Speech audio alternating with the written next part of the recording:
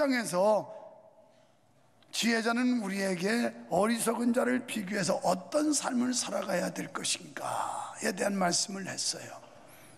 오늘 본장 11장에 넘어오면서 이 땅에 살아가노라면 필연적으로 부딪히게 되는 이웃과의 관계에 있어서 반드시 우리는 의를 추구해야 된다라는 교훈을 주고 있습니다. 1절로 9절에서 어떤 삶의 기준으로 이웃과의 관계를 넓혀가야 할 것인가를 깨우치고, 5절로 15절에서는 허탄하고 그릇된 삶을 추구하는 세상 속에서 과연 우리가 추구해야 될 의무는 무엇인가에 대해서 말씀하고 있습니다. 그러니까 본문의 주요 관심사는 이웃과 사회에 초점이 맞춰졌다는 겁니다. 지혜자는 이웃과 사회 관계 속에서 일어나는 선과 악에 대해서 말씀하고 있습니다. 여러분, 사람은 혼자 사는 게 아닙니다. 그래서 인간은 사회적 동물이다 이렇게 말해요. 더불어 사는 거예요. 영적인 삶도 마찬가지예요. 나홀로의 신앙, 독불장군의 신앙, 이게 아니라 이 믿음의 공동체 속에서 성령 안에 하나 되게 하신 것을 힘써 지키라는 예수님의 말씀처럼 우리는 서로 어울려서 더불어서 사는 세상, 이게 믿음의 공동체입니다. 그럴 때 우리의 신앙은 더 아름답게 자랄 수 있게 될 줄 믿습니다. 더 견고해질 줄로 믿습니다. 때문에 우리 각자의 삶은 반드시 이웃 사회에 영향을 끼쳐야 되고 또 영향을 끼칠 수밖에 없다는 겁니다. 그 영향력이 좋은 영향력이든 나쁜 영향력이든 우리는 그 영향을 끼치며 살 수밖에 없는 것입니다. 사랑하는 여러분, 인생에는 크게 나누어 두 가지 길이 있습니다. 하나는 축복의 길이고 또 하나는 저주의 길입니다. 먼저 경제적인 면에서도 두 길이 있는데요, 1절에서 하나님을 속이는 자의 저울은 미워하셔도 정직한 자의 사업은 축복하신다라고 말씀했습니다. 이를 얻기 위해 불의하게 속이고 행하는 행위는 하나님께서 싫어하신다는 거예요. 우리가 장로님 한 분, 그분이 하는 업종 요 근래 들어서 아주 최고로 불황이고 최고로 나쁜 환경입니다. 그런데 이를 얻기 위해서 다른 사람에게 피해 주는 게 아니라 어떻게라도 다른 사람에게 조금이라도 한 푼이라도 더 주려고 하는 이런 노력과 정직함으로 사업을 하는데, 지난주에 들으니까 자동차 이 운송하는 차들이 여러 대인데 직원도 여러 명, 거기다가 또 그 2억 가는 큰 차를 또 샀다는 거예요. 여러분, 지금 다른 그 업종은 안 돼가지고 아주 최고의 불경기입니다. 물건 납품을 못하고. 그런데 이 집은 그렇게 성실하게 정직하게 믿음으로 하려고 하니까 하나님이 은혜를 주어서 잘 되고 있어서 오히려 사업의 규모를 더 키워가는, 어쩌면 우리 교회에서 그분이 11조를 가장 많이 하고 있습니다. 우리가 정직하고 진실하게 하나님의 말씀대로 살면 하나님은 반드시 축복하신다는 거 믿으시기를 바랍니다. 사기와 거짓은 진리의 속성을 가지신 여호와께 정죄를 면치 못합니다. 이러한 행위는 공동체의 신뢰를 파괴하는 심각한 죄입니다. 이런 행위는 구약에서는 죄악으로 간주되어 율법과 선지자들의 책망과 경고의 대상이었어요. 신명기 25장 14절로 15절에 말씀하기를 내 집에 같지 않은 대박을 말이죠 속여서 이 양을 줄인다든지 또 큰 것과 작은 것을 두지 말아라, 이런 말씀을 해요. 오직 10분 공정한 저울추를 두며 10분 공정한 되를 둬라. 그러니까 대박에서 속여 먹지 말고 저울에서 속여 먹지 말고 저울도 공정하게 정직하게. 에스겔 45장 10절에 너희는 공평한 저울과 공평한 에바와 공평한 밭을 쓸지니, 아모스 8장 5절에 거짓 저울로 속이지 말아라. 그래서 거짓말하고 사기치면 안 된다는 거예요. 진실해야 되는데, 제가 월요일날 오늘 뉴스에 나왔는데 그게 백석신대원 동문회 35기 그거 환영식 하는데 내가 총동문회장이라 오래서 간 거예요. 거기 가서 그랬습니다. 1시간 동안 세미나 겸 설교를 하면서 여러분, 하나님 앞에서 정직하고 사람 앞에서 진실해야 된다. 그러면 하나님이 축복해 준다. 여러분, 만약 제가 여기다 교회 개척하고 33년째 하는데 여러분 가문이설로 여러분 살살 속이고 사기치고 그랬다면 아직까지 건재할 수 있겠습니까? 잠깐은 속여 먹을 수 있지만 오래 못 가요. 결국은 진실은 드러나게 돼 있고 거짓은 폭로되게 돼 있어요. 그다음 난 당장 쫓겨났을 텐데요. 그래서 정직과 진실이다. 오늘 그리스도인들은 정직해야 됩니다. 진실해야 됩니다. 믿음이 뭔데요? 믿음의 원뜻은 피스티스라고 하는 헬라어가 진실하다, 믿음직스럽다, 충성되다 이런 뜻이에요. 그러니까 예수 믿는 여러분을 볼 때 믿지 않는 사람들이 저 사람 참 진실한 사람이야, 저 사람 믿을 만한 사람이야, 믿음 줄 수 있어야 된다는 거예요. 그리고 저 사람 충성된 사람이야. 이렇게 저 세상이 믿지 않는 사람들이, 여러분 주변에 있는 사람들이 여러분을 인정할 수 있어야 된다는 거예요. 이게 영향력 있는 삶을 사는 겁니다. 아브라함 링컨은 청년 때 장사를 했다고 그럽니다. 물건을 팔았는데 거스름돈을 거슬러 줬는데 나중에 보니까 1센트를 덜 줬더래요. 그는 그 고객을 찾아서 3마일이나 쫓아가 가지고 고객한테 1센트를 돌려주고 왔다는 거예요.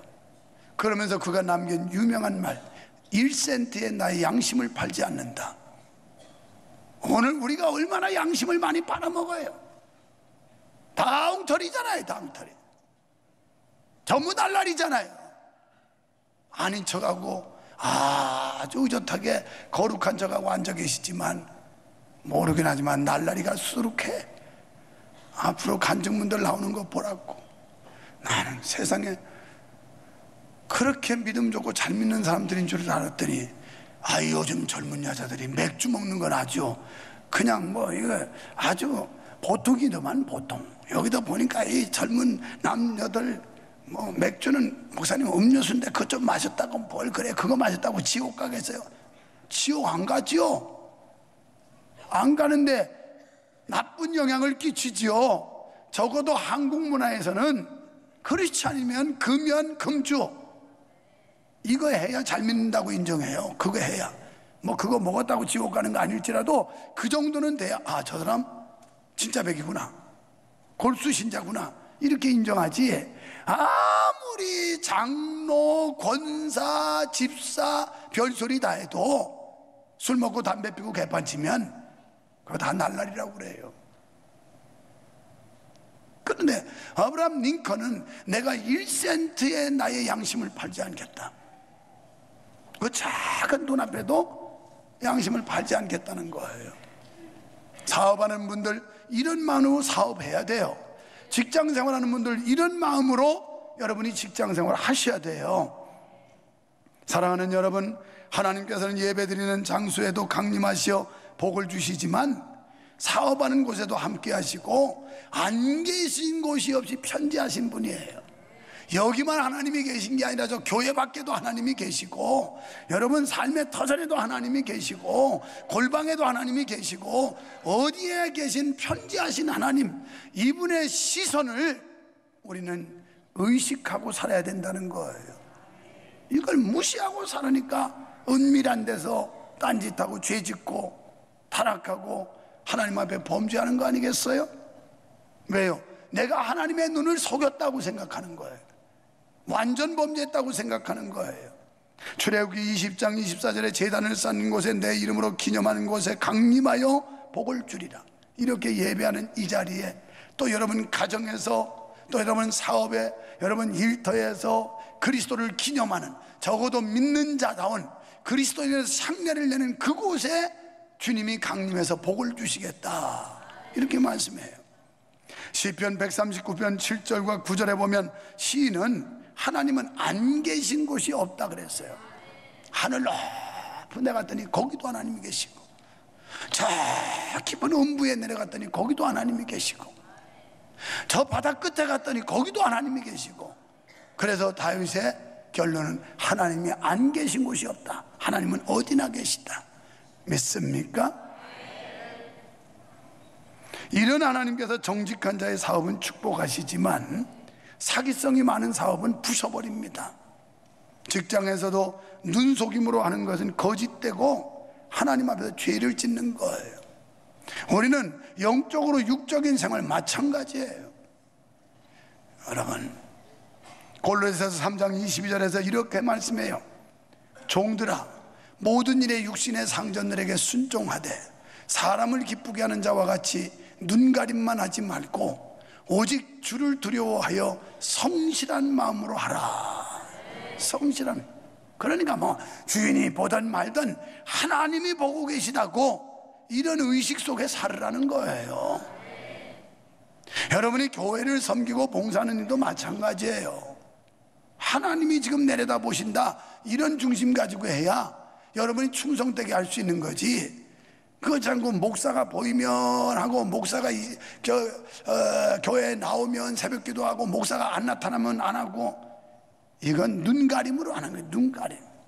성경은 그렇게 하지 말래요. 이사야 26장 7절에 보니까 정직한 자에게는 형통한 복을 주는데 첩경을 평탄케 하리라. 그러니까 막 사나운 길, 복잡한 길, 힘든 길도 하나님이 쫙 밀어가지고 불도저를 이렇게 밀어서 길 닦아주듯이 그레이더라고 하는 그런 그 장비를 가지고 쭉 밀어서 비포장을 울퉁불퉁 막 이렇게 된 걸 평평하게 해주듯이 첩경을 평탄케 한대요. 이런 은혜 받으시기를 축원합니다. 우리가 인생 살아가는데 얼마나 첩경들이 많아요. 질병의 첩경도 있고, 가난의 경제적 첩경도 있고, 인간적 첩경도 있고. 그런데 하나님께서 충성된 사람, 정직하고 신실한 사람은 이걸 그냥 정지 작업을 해가지고 평탄케 해준대요. 인생 이래야 살맛 나지 않겠어요? 원하시는 분 하면 합시다. 두 번째는 인격적인 면에서 두 길이 있습니다. 2절에서 보면 교만이 오면 욕도 온다라고 말씀하는데, 이 말씀은 교만하면 실패하고 수치를 당한다는 말씀입니다. 성경에 보면 교만하다 실패한 사람이 허다해요. 대표적인 예가 파사 나라라고 하는 나라의 재상이었던 하만이라는 사람, 이 사람이 교만하다 망한 사람이에요. 그 다음에 그뿐이 아니죠. 바벨론의 느부갓네살이라고 하는 왕이 있었는데, 이 사람은 자기의 형상 금신상을 만들어 놓고 여호와 하나님을 섬기는 사람들까지도 금신상 앞에 절하게 만들었어요. 그러다가 그도 결국 망해요. 그런데 그의 아들 벨사살이 아버지의 뒤를 이어서 왕이 됐는데, 이 벨사살은 더해 이놈은. 그러니까 부전자전이라고, 신앙생활도 부모가 잘해 자식이 그 대를, 믿음의 유산을 물려받지, 상속을 받지. 그래가지고 벨사살은 일천 귀인을 데려다가 자기 궁궐에서 연회, 잔치를, 파티를 엽니다.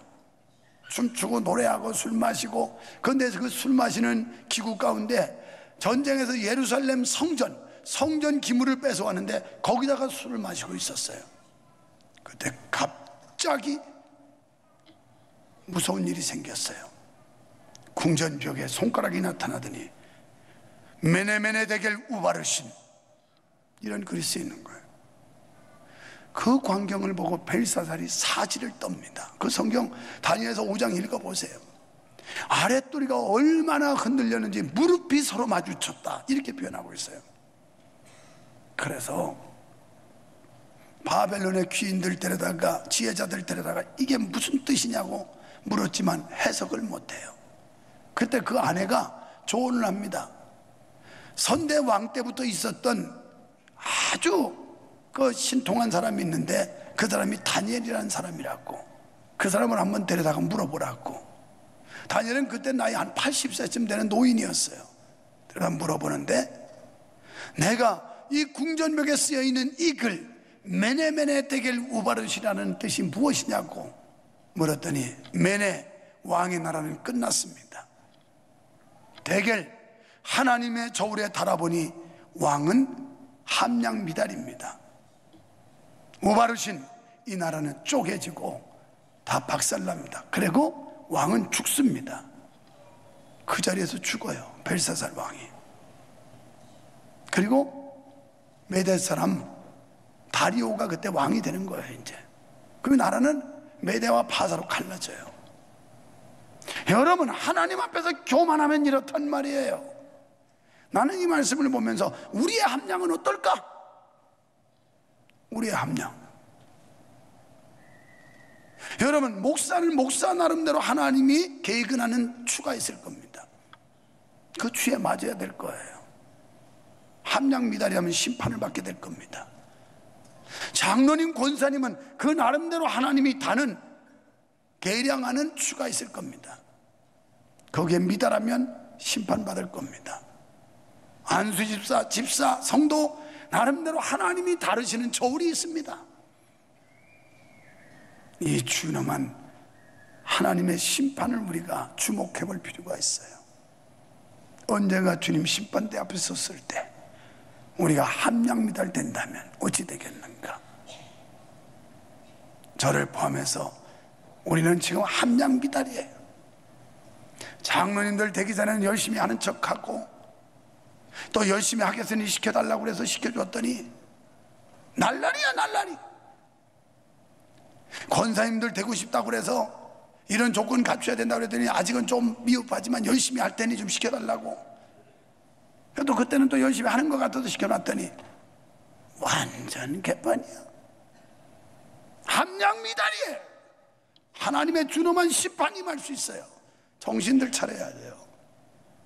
믿는 사람으로서 하나님과 사람 앞에서 우리는 함량미달이 되지 않도록 늘 자기 성찰과 자기 반성과 하나님 앞에 온전한 믿음으로 서기 위해서 몸부림치지 않으면 우리도 모르는 사이에 벨사살 왕처럼 끔찍하고 두려운 상황을 만날 수 있는 겁니다. 잠언 16장 18절에 교만은 패망의 선봉이요 넘어짐의 앞잡이라고 그랬습니다. 야고보 4장 6절은 하나님은 교만한 자는 물리치시고 겸손한 자에게 은혜를 주신대요.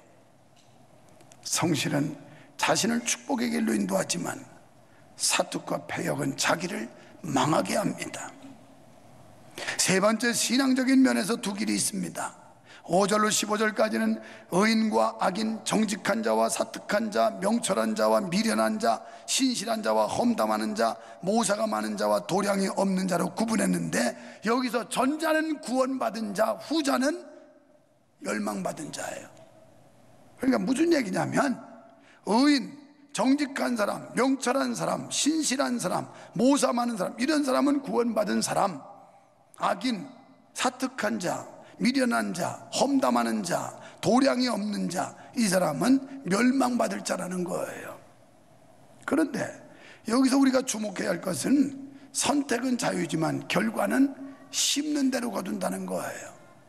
선택은 여러분이 축복의 길을 걷던 아니면 저주의 길을 걷던 선택은 여러분이 자유롭게 하시면 돼요.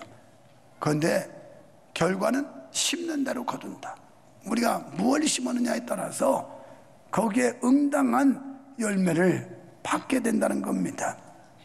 사랑하는 성도 여러분, 성도들의 가는 길에 축복과 경제적인 성공과 구원의 길이 있음을 알고 하나님께 축복받는 성도가 되시기를 축원합니다.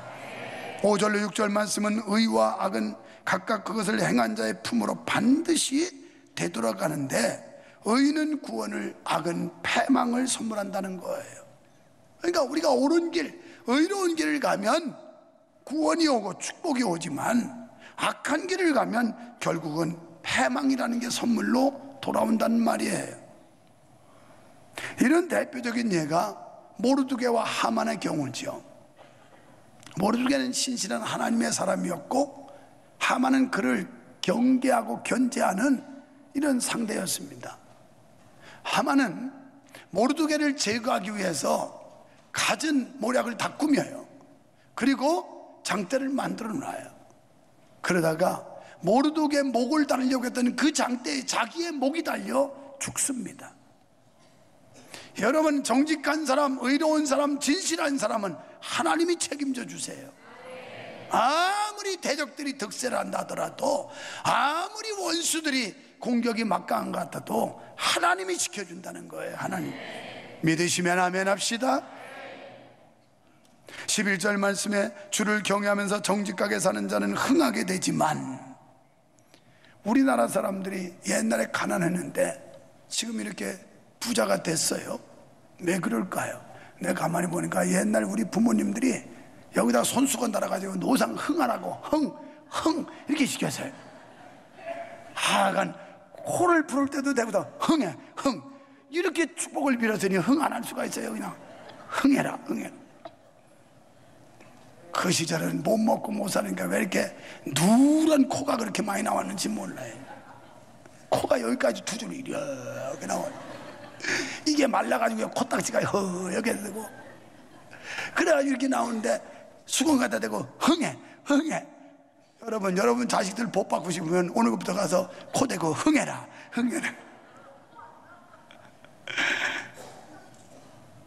그런데 하나님께서 흥하게 하신대요. 다시 말해서 축복을 비는 입은 잘 되지만 악한 자는 그 입으로 인해서 망한다는 거예요. 그러니까 우리가 말 잘해야 된다는 거예요. 말 잘해야 돼. 좋은 말하고 축복을 비는 말하고 자꾸 격려하는 말하고 이래야 흥한다는 거예요. 그 다음에 13절에 보니까 한담하는 자는, 그러니까 이곳저곳 돌아다니면서 남의 말을 하고 다니는 자는 복이 안 된대요. 자꾸 험담하고 다니고 다른 사람 비난하고 다니고 교회 욕하고 다니고, 세상에 아까 그 은혜로운 권사님은 목소리가 이렇게 그냥 허스키 해가지고 이상한데도 세상에 그렇게 좋은 목소리 처음 봤다고. 아이, 나 그런 정도만 다 모였으면 좋겠어. 그냥 내가 오늘은 점잖게 조용조용 하려고 그랬어요. 그랬더니 목사님의 그 열심과 박력, 이게 또 매력이 있더라는 거예요. 그래서 할 수 없이 또 목이 터져라고 이렇게 외쳐대는 거예요. 여러분, 모든 게 은혜로 보면요, 은혜스럽지만 미움으로 보면 다 야속하고 마음에 안 들어요. 마음에 안 들어. 여러분, 악행은 하나님을 알지 못하는 삶이에요. 하나님을 떠난 자의 삶이고 하나님을 멸시하는 삶이에요. 만약 하나님을 의식한다면 결코 이웃에게 해악을 끼치는 일을 하지 않을 것입니다. 악인들은 무지하고 교만해서 하나님을 멸시하고 갖가지 악행을 버젓이 자행합니다. 왜? 하나님이 없다고 생각하기 때문에. 아니면 하나님은 교회 안에만 있지 교회 바깥에 가서 범죄하는 걸 모른다고 생각하기 때문에 그냥 악함을 버젓이 자행하는 거예요. 사랑하는 성도 여러분, 우리는 매사에 하나님을 의식하고 살아가야 될 줄로 믿습니다.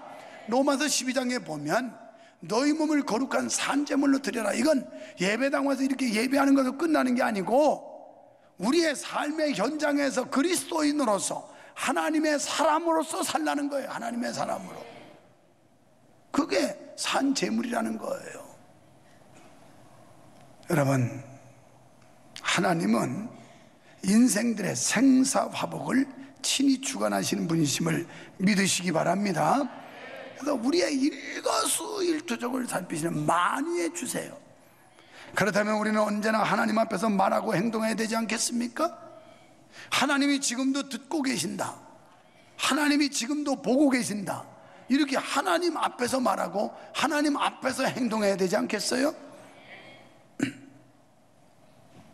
우리가 하나님의 눈을 의식한다면 그렇게 쉽게 양심을 팽개쳐버리지는 않을 겁니다. 근데 하나님이라는 절대자를, 전능자를 의식하지 않기 때문에 양심을 막 팽개쳐버리는 거예요. 우리 모두의 의인의 길, 축복의 길에 설 수 있기를 축원합니다. 그래서 하나님께서 예비하신 복을 받고 이웃과 사회에 선한 영향력을 끼쳐야 돼요. 예수님 말씀하십니다. 너희는 세상의 소금이요 빛이라. 우리는 이 타락하고 배역하고 죄악이 관영한 이 세상에 소금과 같은 역할을 해서 부패를 막아야 된다 이 말이에요.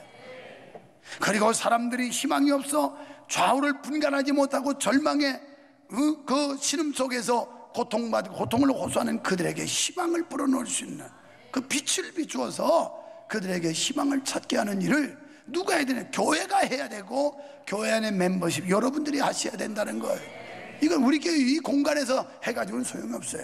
여러분의 삶의 현장으로 나가서 거기서 예수님의 향기를 발해야 될 줄 믿습니다. 예수님 따라가며 복음만 순종하면 이 길이 바로 승리의 길이요, 이 길이 축복의 길이요, 이 길이 영광의 길인 줄 믿습니다.